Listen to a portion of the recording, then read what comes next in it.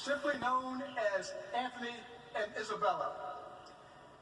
They were married, and in 1624, it is believed they gave birth to the first African child born in English America.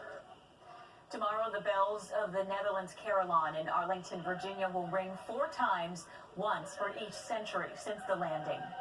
Everything about slavery isn't in the history books. So Fox's Bob Barnard set out to learn more about slavery while at the National Museum of African American History and Culture.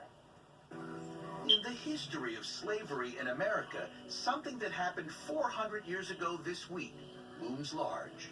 On August 20th, 1619, there was a transaction. 20 and odd Negroes, as said by John Rolfe in a letter, were purchased for victuals. And at the heart of that is they were bought. They were bought. There was no contract like an indentured servant, and they had no agency. There was a buyer and a seller, and they were the commodity that was sold. Here at the National Museum of African American History and Culture along the National Mall, Mary Elliott is curator of Slavery and Freedom.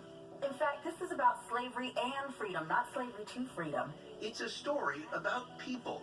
Anthony Johnson was a servant. He eventually gained his freedom. He owned land and he owned enslaved people. He even went to court to claim enslaved people as his property. But Anthony Johnson was not truly free.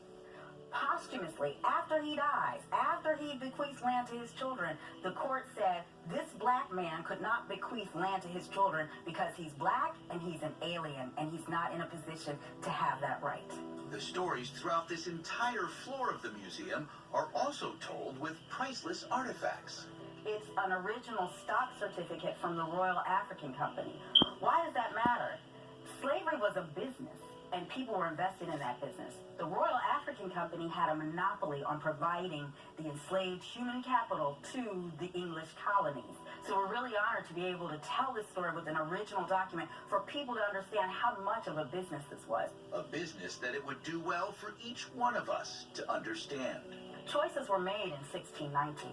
Choices were made, people were bought and sold, they had no agency in that transaction. But the other thing is, this story includes enslaved Africans, free people of color, Native Americans, poor whites, yeoman white farmers, and planter elite. It covers a vast swath of our American story, and everyone's embedded in it. So very important for everyone to understand this history.